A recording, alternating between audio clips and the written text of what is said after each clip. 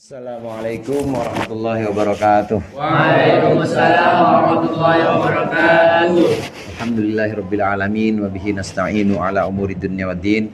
Wassalatu wassalamu ala asyrafil mursalin sayyidina maulana Muhammadin wa ala alihi wa sahbihi ajma'in. Amma ba'd. Yang sama-sama kita hormati Pak Dewan Guru Bapak Haji Ahmad Fikri Al-Fathi, Bapak Ustadz Rahmatullah, Bapak Adi, para ibu hajjah, ibu ustadzah, Ustadzah Hajjah Nur Laila, Bu Rahimah, Bu Tri, Bu Rahmawati, segenap anak-anakku sekalian yang berbahagia. Alhamdulillah kita sudah melewati 1 minggu pertama di kampung Inggris Pare ini, betul? Sudah lewat 1 minggu pertama, biasanya waktunya berlalu lebih cepat dibanding yang pertama. Udah hari Minggu aja, besok udah hari Senin aja, besok udah hari Sabtu aja. Tahu-tahu kita udah selesai di sini. Oleh karenanya, sebelum kita bahas ini, Bapak berpesan supaya dimanfaatkan waktu-waktu yang ada di sini untuk benar-benar belajar kamu. Dimanfaatkan juga untuk menjaga kesehatannya supaya belajarnya ini nanti kondusif dan belajarnya ini bisa didukung. Juga dimanfaatkan aktivitas seperti dzikiran ini. Kalau waktunya dzikiran dan ngaji, nggak ada yang megang HP karena udah nggak ada yang baca lagi. HP-nya dilepas dulu, nggak ada yang baca lagi. Udah, kita nggak ada bacaan yang kita baca di HP lagi, udah selesai. Semuanya coba disimak. Yang di luar kedengeran nggak? Yang di luar kedengeran nggak? Sini masuk aja kalau nggak kedengeran, Neng. Nah, anak-anak sekalian, kita tahu bacaan Ratibul Haddad terdiri dari zikir-zikir, terdiri dari bacaan-bacaan tasbih, bacaan-bacaan tahlil, bacaan-bacaan takbir, dan juga sebagian ayat-ayat Al-Quran yang memang diajarkan oleh Rasulullah Sallallahu Alaihi Wasallam. Sebelum saya lanjutkan, coba kita baca-baca sama zikir bagian Subhanallah walhamdulillah, Subhanallah, alhamdulillah, wa la ilaha illallah, Subhanallah, alhamdulillah, wa la ilaha illallah, Allahu akbar. Ya, itu ada nggak barusan yang kita ucapkan sama-sama? Ada nggak di ratib itu? Ada atau tidak? Ada. Rasulullah Sallallahu Alaihi Wasallam bersabda, Subhanallah tamlaul mizan, walhamdulillah, wa subhanallah walhamdulillah tamlau aw tamlaani ma bainas sama wa ma bainas samai wal ard. Subhanallah, bacaan subhanallah ini bisa memenuhi timbangan. Artinya timbangan amal kebaikan itu bisa jadi berat, bisa penuh karena bacaan subhanallah.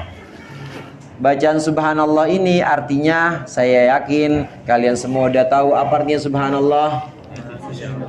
Maha suci, Maha suci Allah. Tasbih, istilahnya disebut dengan kalimat tasbih. Subhanallah adalah kalimat tasbih yang mensucikan Allah.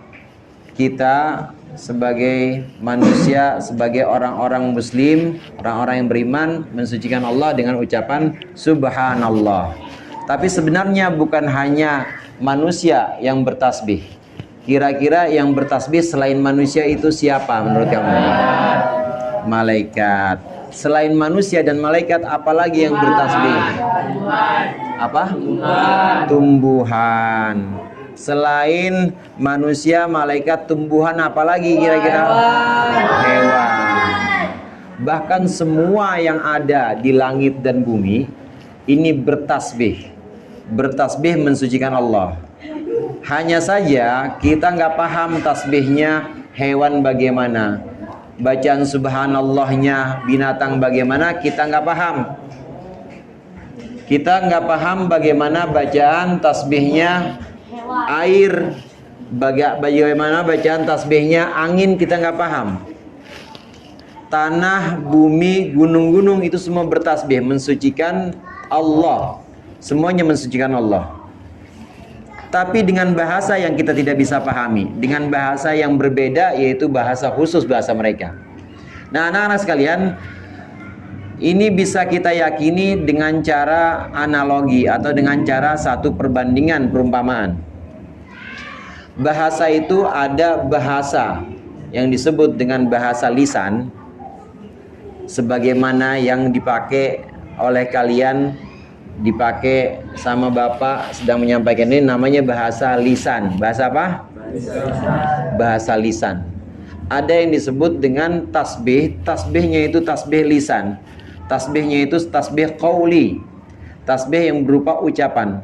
Tapi ada tasbih sifatnya tasbih yang takwini, tasbih yang tidak berupa qauli tapi tasbih yang berupa takwini. Bahasanya bukan bahasa ucapan sebagaimana bahasa manusia, tapi bentuknya adalah bentuk takwini. Takwini itu adalah bentuk bahasa yang berupa gejala-gejala atau berupa gerak-gerak selain bahasa lisan, selain mulut. Jadi dari kata kaun, semesta, semesta atau alam ini bertasbih. Tasbihnya alam itu tasbih takwini. Bahasa kita kadang-kadang dengan bahasa lisan. Bahkan dalam diri manusia sebagai perbandingan, dalam diri kita ini ada yang namanya tasbih qauli, subhanallah. Ada yang namanya ucapan qauli, seperti ucapan kita, ucapan bilang sama teman kamu, I'm hungry misalnya begitu. Itu namanya qauli. Ya, I want to take a dump. Itu namanya qauli dengan bahasa lisan atau lidah. Tapi ada bahasa, ini perbandingan saja. Ini ada bahasa yang tidak merupakan bahasa lisan, tapi bahasa tubuh. Kamu tahu nggak, kalau tubuh kita itu ada yang sakit, itu sebenarnya ada yang berbicara, tapi tidak dengan bahasa lisan. Ada yang menunjukkan itu sebagai indikator atau menunjukkan itu sebagai tanda-tanda. Biasanya kalau badan lagi nggak enak, biasanya suhu badan kita naik apa turun? Naik. Panas itu namanya bahasa, tapi bukan bahasa lisan. Bahasa tubuh namanya. Begitu juga kalau kita sedang sakit, biasanya tidurnya juga susah, gelisah. Maka gelisah atau susah tidur dan juga panas yang tinggi, ini namanya bahasa. Cuma bukan bahasa lisan, tapi bahasa apa? Bahasa tubuh. Sebagai perbandingan, dalam tubuh kita atau dalam diri manusia aja ada yang namanya bahasa lisan dan ada yang namanya bahasa tubuh. Dan bahasa tubuh itu tidak semua kita mengerti. Ini baru dalam diri kita manusia. Apalagi di alam semesta. Di alam semesta itu ada banyak bahasa-bahasa alam semesta yang sebenarnya bertasbih kepada Allah, tapi kita nggak paham. Dalam tubuh kita aja banyak yang kita nggak paham. Orang kalau matanya begini-gini, kedutan atau kedutan, matanya kedutan aja gini, ya kedutan mata kanan itu ada artinya. Kemudian kalau kedutan mata kiri ada artinya. Itu bahasa-bahasa yang masih belum bisa kita pahami dalam tubuh kita aja itu. Nah, bagaimana kalau dalam alam semesta? Banyak sekali bahasa dalam alam semesta yang kita tidak bisa pahami semuanya, karena ilmu kita yang sangat sedikit. Tasbihnya gunung, tasbihnya laut, tasbihnya tanah, tasbihnya api, tasbihnya udara, ini adalah dengan bahasa bahasa semesta yang tidak bisa kita pahami saking sedikitnya ilmu kita. Kalau kita lihat ayam berkokok pagi-pagi sebelum subuh misalnya, atau kalau kita lihat bagaimana lautan itu mengantarkan ombaknya ke tepian, kita lihat bunyi-bunyinya. Kalau kita dengarkan bagaimana angin itu nyiur yang ada di pantai, itu semua adalah bahasa-bahasa alam yang sebenarnya sedang bertasbih, yang sebenarnya sedang mensucikan Allah. Cuma kita nggak paham. Jadi tasbih ini adalah tasbih bukan hanya dari manusia, tapi juga dari seluruh makhluk Allah. Ini mensucikan Allah dengan bahasa yang berbeda, Yusabbihu lahu ma fis samawati wa ma fil ard. Semua yang ada di langit dan di bumi itu bertasbih, mensucikan Allah. Penggunaannya di sini yusabbihu pakai fiil, namanya fiil apa itu? Fiil apa namanya yusabbihu? Fiil mudhari. Itu artinya sekarang dan akan terus berlangsung. Sekarang dan terus menerus itu akan bertasbih apa yang ada di langit dan di bumi. Inilah tasbihnya semesta. Inilah tasbihnya alam, mensucikan Allah Subhanahu wa taala.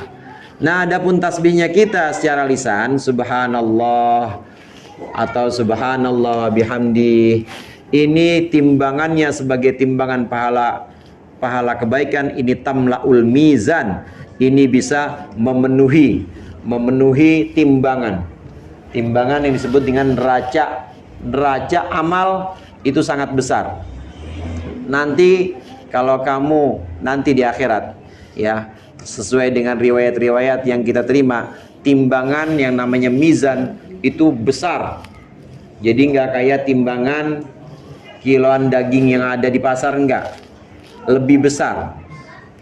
Anda ya, gambarannya itu sebelah sisi kiri dan sisi kanan, ini timbangannya besar. Kemudian tiangnya itu sejurus dengan arsy. Arsy itu adalah makhluk paling besar dari Allah, yaitu singgasananya Allah, itu arsy. Segitu besarnya timbangan. Lah emang kenapa Pak kok timbangan segitu besar? Karena sesungguhnya pahala-pahala kebaikan kita itu lebih besar dibanding dunia. Pahala sholat kita, anak-anak,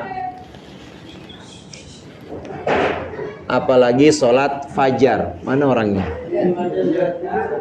Sholat sunnah fajar, sholat sunnah qobliyah subuh, itu pahalanya lebih baik daripada dunia seisinya. Gimana nggak besar timbangan yang namanya mizan? Orang pahala 2 rakaat sunnah aja itu lebih besar dibanding dunia dan isinya. Makanya timbangan pahala besar sekali. Begitu juga timbangan amal keburukan itu juga besar. Jangan anggap keburukan-keburukan atau dosa-dosa kamu itu kecil. Kelihatannya kecil. Sholat nggak wudhu. Ada yang sholat nggak wudhu pura-pura. Wake up. Pre subuh. Karena males ke kamar mandi, pura-pura sholat begini. Nggak pakai wudhu, dosa itu. Dan jangan anggap kecil. Itu timbangannya besar, dosa yang kayak begitu. Makanya mizan atau timbangan itu sangat besar. Bacaan subhanallah, begitu juga bacaan walhamdulillah. Kalau digabungkan subhanallah walhamdulillah, ini bukan hanya memenuhi timbangan, tapi memenuhi ma fis samawati wa ma fil ard, memenuhi seluruh langit dan bumi. Ucapan tasbih kita dalam rotib al-haddad atau tasbih subhanallah walhamdulillah kita dilakukan di belakang sholat, ini pahalanya sangat besar jika kita lakukan dengan tulus ikhlas dari hati kita. Bacanya subhanallah walhamdulillah wallahu akbar, walhamdulillah wala ilaha illallah. Apalagi la ilaha illallah udah jelas. Yang namanya la ilaha illallah itu adalah zikir yang paling utama. Afdhalul dzikri la ilaha illallah. La ilaha illallah itu bisa menghapus dosa 70 tahun jika diucapkan secara ikhlas. 70 tahun dosa. Orang yang kafir aja yang seumur hidupnya itu dosa, tapi mengucapkan la ilaha illallah maka hilang semua dosanya. Apalagi kita yang sudah jelas-jelas muslim, sudah jelas-jelas mukmin, insyaallah dengan la ilaha illallah hilang dosanya. Yang terakhir, subhanallah alhamdulillah wa la ilaha illallah wallahu akbar. Ini namanya Allahu akbar, namanya takbir. Namanya apa? Takbir itu membesarkan. Waktu kamu mengucapkan Allahu akbar, maka hendaklah hati kamu merasa kecil. Jangan takbir digunakan untuk membesarkan diri kamu, membesarkan ego kamu. Jangan kamu takbir justru merasa paling benar. Raka, Jangan kamu takbir tapi merasa paling Islam, nggak boleh. Jangan kamu takbir tapi justru menodai mana takbir itu. Takbir itu artinya maha besar Allah. Maha besar Allah. Jadi yang besar cuma siapa? Allah. Jadi kita besar apa kecil? Kecil. Maka ketika kita mengucapkan Allahu Akbar, jangan merasa besar, jangan merasa paling benar, jangan. Itu saja mungkin yang bisa saya sampaikan. Mudah-mudahan bermanfaat. Lebih kurangnya mohon maaf. Wallahul muwaffiq ila aqwamit thoriq. Wassalamualaikum warahmatullahi wabarakatuh.